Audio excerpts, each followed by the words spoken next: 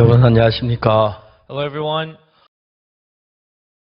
mwiriwe ese mwishimiye kampu twe tumaranyemo icyumweru cyose mwarayishimiye buri mpeshyi dutegura iyi kampu nk'iyi covid-19 yatujemo nuko itwambura kampu yacu byatumye uyu mwaka dukora kampu yacu ku ikoranabuhanga nubwo ntari kubasha kubabona amaso ku maso ariko ndi kubona amafoto yanyu uyu munsi ngiye kumeza mbaganirira niringiye ko mwishimye mu buzima bwacu nta kintu kiruta ibyishimo nubwo utunze ibintu byose biteguwe neza mu gihe umutima utishimye ntago wagira amahoro mu mutima wawe nabonye uburyo mwabyinaga uburyo mwaririmbaga mu gikoreya nabonye n'uburyo mwasemuraga mu rurimi rw'igikoreya nanone ndashima cyane by'umwihariko ubutumwa twoherejwe na perezida w'igihugu cy'u Bugande ubutumwa twoherereje ndabushima cyane n'umukuru w'igihugu cy'igihe wa Paraguay nawe twohereje ubutumwa nawe turamushimiye abayobozi benshi ku isi yose bakunda IYF kandi batugezaho ubutumwa bwabo nubwo tutabasha guhura neza imbona nkubone ariko nishimiye ko imitima yacu ashobora gutemberana ndashimira cyane abayobozi batwohereje ubutumwa bwabo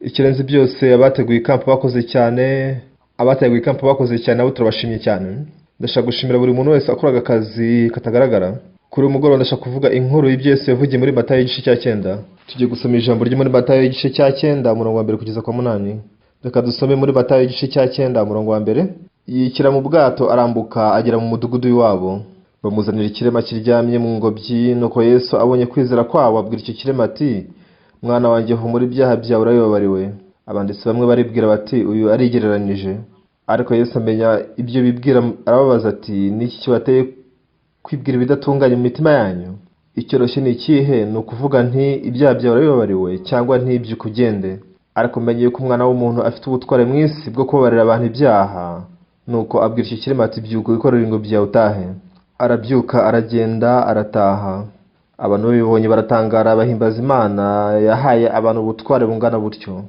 nabonye abantu benshi baba muri ubuzima bishimye ariko muri sinari nabonye abantu benshi baba batishimye ikintu kandi gishengura umutima wanjye nuko ari abantu benshi barimo gupfa bishwa na covid-19 abamisiyoneri bacu bakwirakwiye mu isi yose tekereza ko covid-19 yamaze kwibasira isi yose hari abantu benshi cyane bazengerejwe na covid-19 hari bamwe mu bari barwaye nashoboye kohereza imiti ndabasengera ndetse mbasha no kubakomeza buri uko duhuye n'icyago nka coronavirus cyangwa se ikindi cyago kindi mu gihe Imana ari nzima mu mitima yacu nta kintu cy'agaciro kiruta icyo uyu munsi umuntu waruremaye Yesu aramubwiye ati mwana wanjye ibyaha byawe urabibabariwe abantu benshi batekereza ko barwara kubera ko bacumuye bigatuma babana n'ubwoba mu mitima yabo hari abantu benshi bavuga bati urwaye iki ukeneye uhe muti nshobora kuwuguha ariko kubona umurwayi akamubwira ati humura ibyaha byawe urabibabariwe nta muntu n'umwe uvuga amagambo nk'ayo muri iyi si uyu munsi n'iki cyigisho cyacu cya nyuma impamvu ndi kubaganira ibi ngibi nuko nkanjye navutse mu 1944 imyaka 7 nyuma y'ivuka ryanjye intambara y'isi ivuka hagati ya za Korea yari intambara iteye ubwoba cyane mu gihe cy'intambara twajyaga tujya ku ishuri 30% y'abanyeshuri twiganaga ntibagiraga basi n'abanyina babaga ari imfubyi muri buri gace kose habagaho ibigo by'imfubyi binini none izo mfubyi zikajya ziba muri ibyo bigo by'imfubyi rero natwe mu ishuri ryacu twaga dufite imfubyi nk'izo ngizo ubuzima bw'imfubyi bwabaga bugoye cyane abo rero twajyaga tugendana ariko mu 1951 mama yitabye Imana ukwezi kumwe nyuma yaho mukuru wanjye ajya mu gisirikare kurako data nawe yarakuze yagiye gufasha nk'umukada mu gisirikare mu buryo butunguranye mama data na mukuru wanjye bose bahise bagenda ikigende buka mushiki wanjye mukuru afite imyaka 15 undi umukurikira afite imyaka 13 nyina afite imyaka 8 murumuna wanjye afite imyaka 4 yonyine gusa ntabwo twaga tuzi icyo twarya n'icyo twakwambara ubwo nagezaga imyaka 10 11 15 nabaga nshonje cyane byatumaga niba cyane nubwo najyaga mu rusengero ariko nabaga ndekwe n'inshuti zanjye tukajya kwiba ingano tukazikaranga tukazirya muri ibyo bihe ibiryo twajyaga twiba byaga biryoshye twajyaga twiba ibijumba tukiba imyembe twakoraga ibyaha byinshi cyane nk'ibyo ngibyo nubwo najyaga mu rusengero ariko sinaga afite uburyo nakweza n'ibyo byaha byanjye ariko umunsi umwe hari mu 1962 ubwo nafite imyaka 19 binyuze muri Bibiliya nabashije kumva ijwi rya Yesu yabwiye umurwayi waruremaye ati mwana wanjye ibyaha byawe urabibabariwe mbere yaho ntigeze gusoma icyanditswe cyo muri Yohana igice cya 8 cy'umugore afashwe asambana kuko yafashwe asambana agombaga kwicishwa amabuye ariko yahuye na Yesu aramubwira ati nagisingukiraho iteka nuko aramwohereza arataha umugore nk'uyu musambanyikazi yakira imbabazi z'ibyaha nuko arataha n'uyu muntu w'umugabo muri Matayo igice cya 9 nawe yakira imbabazi z'ibyaha binyuze kuri Yesu iki nicyo nanjye nari niteze kumva na Yesu narabeshye kenshi narebye kenshi narefite ibyaha byinshi cyane imbere y'Imana kandi natekereza ko ntabona umugisha uko igihe cyarashaka kugenda gishira, mu gihe nasomaga Bibiliya naje gutahura uku kuri gushya. Icyatumye Yesu abwira wa mugore umusambanyikazi ati nanjye singuciraho iteka, ntabwo ari we yibwiraga gusa, ahubwo natwe twese niko yatubwiraga. Yesu yabwiye umuntu wari umugaye ati mwana wanjye ibyaha byawe urabibabariwe. Abantu batangira gutekereza ati ese urinde ushobora kubabarira abantu ibyaha byabo? Nuko Yesu arabwira ati ese icyoroshye ni ikihe? Kumubwira ngo haguruka? Ese icyoroshye ni ikihe? Kumubwira ngo ibyaha byawe urabibabariwe, cyangwa se kumubwira ngo haguruka wikorere uburiri bwawe ugende?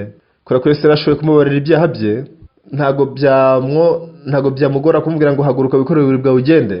Ubwo Yesu abwiraga ngo umwana wawe ibyaha byawe urabibabariwe, ntabwo ari ikintu yashoboraga kuvuga mu buryo bworoshye. Yesu ntabwo apfa kubivuga gutyo aterejeje ibyaha bye. Muri iki gihe atarabambwa, ariko agomba gupfira ibyaha bye akishyura umwenda w'ibyaha bye. Ubwo nasomaga Bibiliya mu 1962 naje gutahura iki kintu. Yesu yabwiye uyu muntu wari urwaye ati mwana wanjye ibyaha byawe urabibabariwe, ntabwo yabibwiye wenyine gusa, naje gutahura ko nanjye ari iki kintu yambwiraga uwo munsi. Ubwo Yesu yabwiraga umugore afashwe asamana ngo nanjye singuciraho iteka, numvise rwose mfite ishyari y'uyu mugore. Yarasambanye, yagombaga kwicishwa amabuye, ariko Yesu kumubwira ngo nanjye singuciraho iteka bivuze ko aramukijije ibyaha bye. Mu gihe nakomeza gusoma Bibiliya kenshi nyisubiramo, icyo naje gutahura nuko naje kubona ko umugore afashwe asambana ndetse n'uyu muntu wari umugaye bashushanya twebwe. Yesu ntiyabwiraga wa muntu wari umugaye wenyine gusa ngo ibyaha byawe urabibabariwe. Icyo ashaka kutubwira twese yakibwiye wa muntu wari umugaye. Icyo ashaka kutubwira twese nicyo yabwiye wa mugore afashwe asambana. Yesu yabwiye umugore ati nanjye singuciraho iteka. Yesu yabwiye uyu muntu wari umugaye ati mwana wanjye ibyaha byawe urabibabariwe. Yesu ntiyabwiye umugore wenyine gusa cyangwa se umugabo wari umugaye, ahubwo yibwiraga twese. Icyo yabwiye wa muntu wari umugaye ndetse n'uriya mugore si bo yabwiye bonyine gusa. Icyo ashaka kutubwira uyu munsi ni icyo yababwiye bo. Ndashoboye gusobanukirwa Bibiliya mu buryo bwimbitse. Mu Isezerano rya kera habagamo ibitabo by'ibyaha. Ibitabo by'icyaha biboneka mu gitabo cy'Abalewi igice cya 4. Mu Balewi igice cya 4 tugira ubwoko bune bw'ibitambo. Icya mbere ni ituro ry'umutambyi. Icya kabiri ni igitambo cy'ikoraniro ry'Abisirayeli. Icya gatatu ni igitambo cy'ibyaha cy'umuyobozi cyangwa se cy'umutware. Icya kane ni igitambo cy'icyaha cy'umuntu woroheje. Nakomeje gusoma Abalewi igice cya 4 inshuro nyinshi masubiramo kugira ngo menye neza uburyo ibyaha bibarirwa. Muri ibyo bitambo bine by'ibyaha bitewe n'uko nyina ari umuntu woroheje, naje kumenya ko ikindeba ari icyo cya 4. Guhera mu Balewi igice cya 4 n'umurongo 27, aya magambo nabaye nkuyafata mu mutwe avuga ku bijyanye n'igitambo cy'ibyaha cy'umuntu woroheje. Ngo kandi ntihagira uwo woroheje ukora icyaha atakitumye cyo mu by'Uwiteka yawuzanisha akagibwa n'urubanza, icyaha yakoze ntakimenyeshwa, azana umwagazi w'ihene udafite inenge y'igitambo cyo gutambirwa icyaha yakoze. Kugira ngo icyaha cyacu kibarirwe rero dusabwe gutanga igitambo cy'ibyaha. Mu gihe umuntu woroheje yakoze icyaha, rero ntabwo yagombaga gukora icyaha gusa, yagombaga no kumenya ko yagikoze. Nyuma yuko wakoze icyaha utamenye ko wagikoze, ntabwo ushobora kuboka cya cyaha. Imana yaduhaye amategeko kugira ngo tumenyeshe icyaha cyacu. Imana yaduhaye amategeko Mose atari kugira ngo dukize ibyaha byacu, ahubwo kugira ngo tumenyeshe ibyaha byacu. Kora ko ugendeye ku mategeko tukumenya ko turi abanyabyaha, nicyo nta kindi.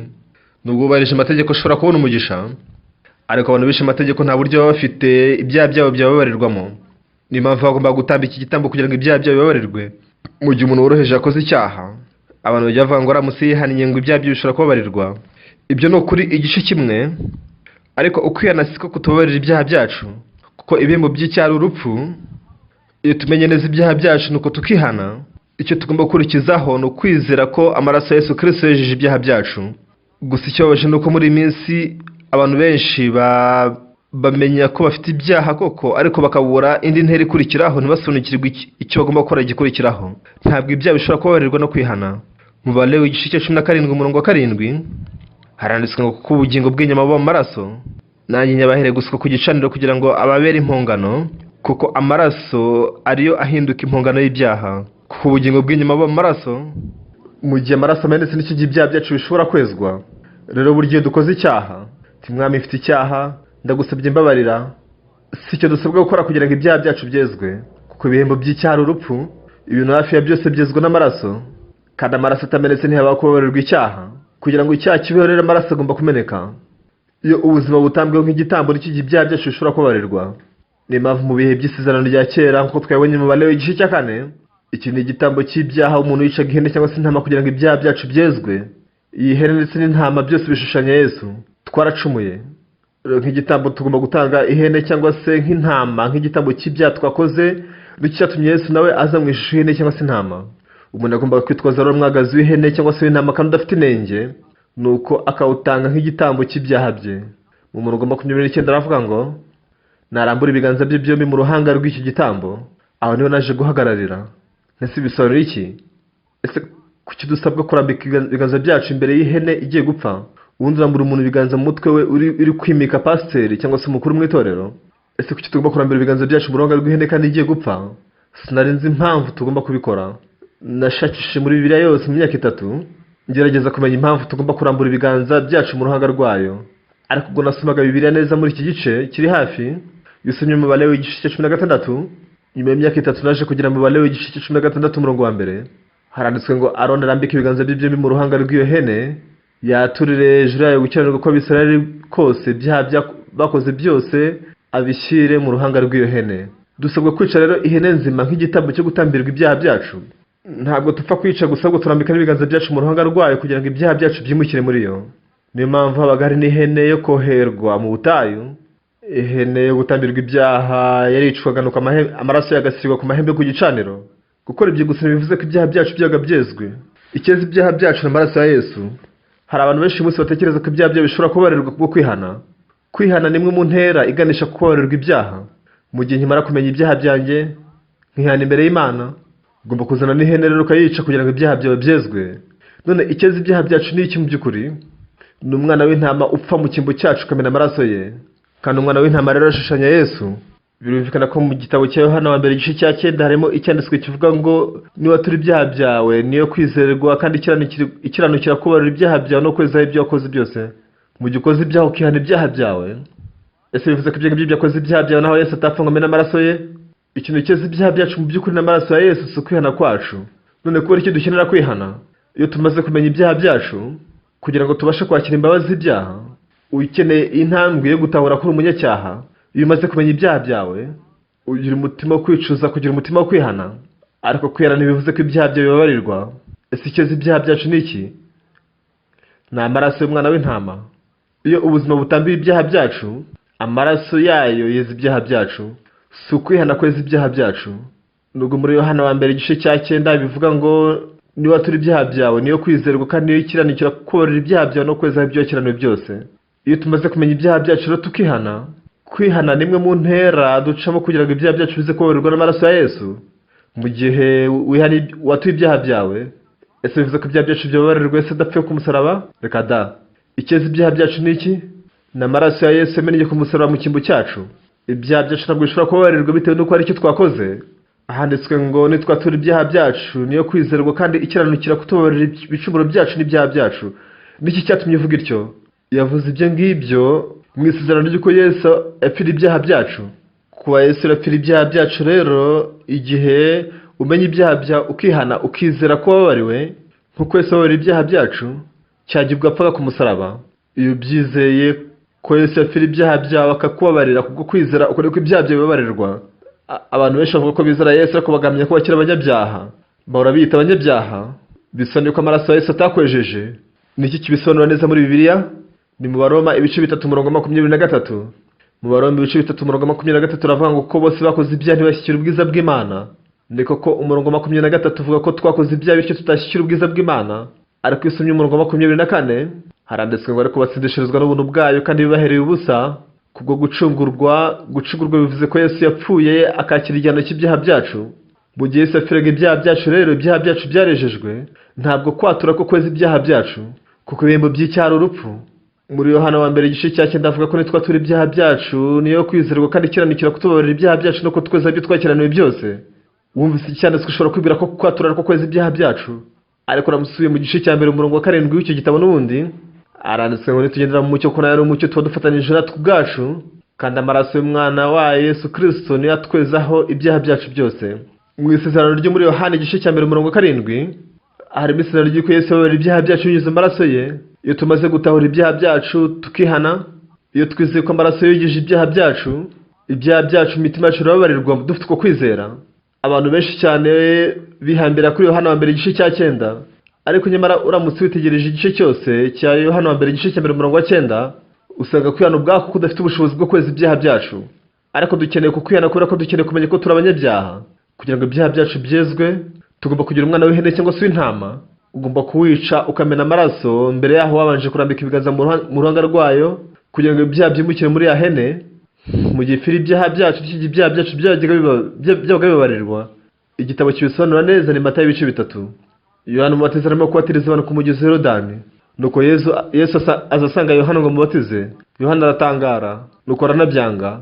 Aramubwira ati se ko ari njye ukwiye kubatizwa nawe ni gute uje usanga ngo nkubatize? Yesu aramubwira ati byemere bikora ubu ngubu, ko aribyo bidukwiriye kugira ngo dusohoze gukiranuka kose. Ese gusohoza gukiranuka kose bishatse kuvuga iki? Ni ukweza ibyaha byacu tukaba abanyabyaha. Icyatumye Yesu abatizwa na Yohana, ese ibyo byeza ibyaha byacu gute? Ibyo bishushanya neza cya gitambo cy'icyaha. Yohana yari umwana w'umutambyi, nabwo yari umutambyi, yarimo gutanga umubatizo wo kwihana ku mugezi wa Yorodani. Yesu nabwo yazanywe no kubatizwa umubatizo wo kwihana. Yesu ntabwo arakeneye kubatizwa umubatizo wo kwihana. Nicyo cyatumye Yohana yanga ko Yesu abatizwa, ariko Yesu aramubwira ati emera ubikore, ko aribyo bidukwiriye kugira ngo dusohoze gukiranuka kose. Rero ko twarabaye abakiranutsi ibyo bishatse kuvuga iki? Iyo twakira imbabazi cyane icyo gituma abakiranutsi. Gusohoza gukiranuka kose bivuze kweza ibyaha byose. Umeze isezerano rya kera, mu gihe umutambyi yarambikaga ikiganza cye mu ruhanga rwa hene, akica ya hene, nicyo gihe ibyaha by'umuntu byajyaga bibabarirwa. Yesu nawe yakurikiye umuhango abatizwa na Yohana umubatiza. Nubwo Yohana yabatizaga umubatizo wo kwihana, kubera ko Yesu nta cyaha yagiraga we ntiyagombaga kwihana. Mu gihe azaga kubatizwa na Yohana umubatiza, muri iki gihe cy'umubatizo, iyo ari inzira ducamo kugira ngo tubashe kwakira imbabazi z'ibyaha za Yesu. Bukeye bwaho Yohana amaze kubatiza Yesu yavuze ngo iki? Bukeye bwaho bivuze umunsi wakurikiraga yabatijwemo, ngo bukeye bwaho Yohana abona Yesu azahari. Umusore wabanje Yohana yari yabatije Yesu, nuko bukeye bwaho amubonye aravuga ati ngo uyu mwana w'intama w'Imana ukuraho ibyaha byo bari mu isi. Yesu yaje nk'umwana w'intama w'Imana. Bari bakeneye umuhango rero ukuntu yakwakira ibyaha by'isi, nk'uko umutambyi yarambikaga ibiganza bye mu ruhanga rw'ihene kugira ngo yimuriremo ibyaha muri yo. N'icyo gihe rero ibyaha byacu byimurirwaga muri Yesu. Yesu yabambwe ku musaraba nyuma y'iminsi 3 arazuka. Nuko rero igihano cy'ibyaha byacu mu rukiko, igihano kiremereye cyane kirenze izindi zose, ni igihano cy'urupfu. Rimwe na rimwe hari igihe umucamanza asabira igihano cy'urupfu wa muntu uregwa. Ubusanzwe umushinjacyaha agomba gukoresha ijambo igihano cy'urupfu. Baravuga bati mu gihe kugira ngo turinde sosiyete uyu muntu tumusabiye igihano kiremereye cyane kirenze ibindi byose gitangwa n'urukiko. Igihano kiremereye kurenza izindi zose gitangwa n'urukiko ni igihano cy'urupfu. Mu gihe nishe umuntu nagombaga kwagwa igihano cy'urupfu. Mu gihe nishe abantu 2 nagomba kubigenza gute? Ngomba gupfa 2? Reka ndagomba gupfa 1. Ndamutse nishe abantu 3 cyangwa se 100, yewe nubwo kwikorera ibyaha by'abantu bose mu isi, igihano kiremereye cyane urukiko rutanga ni igihano cy'urupfu. Rero Yesu kugira ngo yeze icyaha cy'umuntu umwe yagomba gupfa, kugira ngo yeze ibyaha by'abantu 1000 nabwo yagomba gupfa. Nubwo yapfira ibyaha by'abantu 10,000 nabwo yagomba gupfa 1. Binyuze rero mu iki gihano cy'urupfu rwa Yesu ibyaha byacu byarejejwe. Ntabwo icyo dusabwa ari gusaba imbabazi imbere ya Yesu, twatura ko turi abanyabyaha. Biramutse birangiriye ngo mu kwatura gusa ntabwo byabihagije. Nibyo kuko nari umunyacyaha, ariko hari uwabambiwe ibyaha byanjye. Impamvu Yesu yabwiye uyu muntu wari umugaye ati mwana wanjye ibyaha byawe urabibabariwe. N'iki kimwe no mu Baroma ibice 3 umurongo 23 na 24. Umurongo 23 uravuga ko bose bakoze ibyaha ntibashyikira ubwiza bw'Imana. Umurongo 24 ukavuga ngo ahubwo batsindishirizwa n'ubuntu bwayo kandi bibahereye ubusa, ubwo dupfiraga ku musaraba bakaducungura. Kubw'ubuntu bwe rero kandi tubihereye ubusa, twarejejwe kubwo gucungurwa kubonerwa muri Yesu Kristo. Biranuka ivuga si kubwo kwihana kwacu, si kubwo ko turi ibyaha byacu, reka da, kubw'urupfu rwe rwo ku musaraba. Yesu yabwiye umuntu umugaye ati mwana wanjye ibyaha byawe urabibabariwe. Yesu ntabwo yabwiye umuntu wari umugaye wenyine gusa, nanjye nibyo yambwiraga ati oxupaka ibyaha byawe urabibabariwe. Ni nkaho Yesu arimo kumbwira amagambo nk'ayo nawe. Abaroma ibice 3 umurongo 23 ngo kubwo gucungurwa kubonerwa muri Yesu Kristo, ubwo yadupfiraga, ubwo yezaga ibyaha byacu, kubw'ubuntu bwe abiduhereye ubusa, nta kintu na kimwe dukoze. Imana yahamije ko turi abakiranutsi. Ese ibi bihebuje bingana iki? Iki nicyo twizera. Imana ni umucamanza. Ni Imana ivuze ko turi abakiranutsi, ubwo turi bo. Ni Imana ivuze ko twera. Yesu yabwiye uyu muntu umugaye ati mwana wanjye ibyaha byawe urabibabariwe. Binyuze muri Bibiliya nanjye Imana niko yambwiye ngo ko bose bakoze ibyaha ntibashyikira ubwiza bw'Imana, ahubwo batsindishirizwa n'ubuntu bwayo kandi bibahereye ubusa, nta kintu ukoze kubw'ubuntu gusa, kubwo gucungurwa kubonerwa muri Yesu Kristo. Rero natsindishirijwe n'Imana, guhera iki gihe ubuzima bwanjye bwarahindutse. Ibyaha byanjye byababariwe ku musaraba wa Yesu. Nkomeje kwizera ko ndi umunyacyaha kigenza abandi umunyacyaha. Nzajya mporana uru rukuta hagati ya Yesu nanjye. Iyo nsomye Abaroma ibice 3 umurongo 24 haravuga ngo ni koko naracumuye, ariko Imana yaransindishirije. Gutsindishirizwa bivuze ko ibyaha byawe byababariwe. Ntibisone ko nakoze icyaha. Oya, nakoze ibyaha byinshi, inshuro zitabarika, nta nubwo nazibuka zose, ariko binyuze mu musaraba wa Yesu ibyaha byose byashyizwe ku iherezo, kubera ko igihano kiremereye cyane kiruta ibindi ni igihano cy'urupfu. Byaba ibyaha by'abantu igihumbi, byaba ibyaha by'abantu ibihumbi ijana, n'ubundi igihano cyabyo byose ni urupfu rumwe. Yesu rero gupfira ibyaha by'abandi n'ibyanjye gusa ntaho bitaniye. Imana imaze kubona umusaraba wa Yesu iravuga ngo ndi umukiranutsi, batsindishirizwa n'ubuntu bwayo bibahereye ubusa kubwo gucungurwa kubonerwa muri Yesu Kristo. Iki nicyo nizeye binyuze muri Bibiliya. Imana iravuga ko natsindishirijwe, sinayihakanya ngo mvuge nti oya Mana ndi umunyacyaha. Ni Imana ivuze ko ndi umukiranutsi, imbwira ko yogeje ibyaha byanjye iteka ryose, yogeje ibyaha byacu ishimwe ihagije kugeza iteka, idusohoreza gukiranuka kw'iteka. Nasomye Bibiliya by'umwihariko ku bijyanye no gucungurwa muri Bibiliya, uhereye ku gitabo cy'ibyaha kigaragara mu Balewi ibice 4 n'ibindi bitabo by'ibyaha bigaragara mu Isezerano rya Kera. Dufite umumisiyoneri uba mu gihugu cya Isirayeli yahaye abayuda igitabo cyanjye. Ubwo basomaga iki gitabo barabaje ati se Pastor Oxford umuyahudi batese ko azi ibitabo by'icyaha no kuturusha uko tubizi. Abayuda bazi ibitabo by'ibyaha binyuze muri Bibiliya, nanjye nzi ibitabo by'ibyaha binyuze muri Bibiliya. Namaze igihe kinini ndimo gusoma nkora ubushakashatsi ku bijyanye n'iki gitabo cy'ibyaha. Maze gusoma ibi byanditswe naje gusanga ko nubwo nacumuye ariko sinakomeje kuvuga ko nkiri umunyacyaha.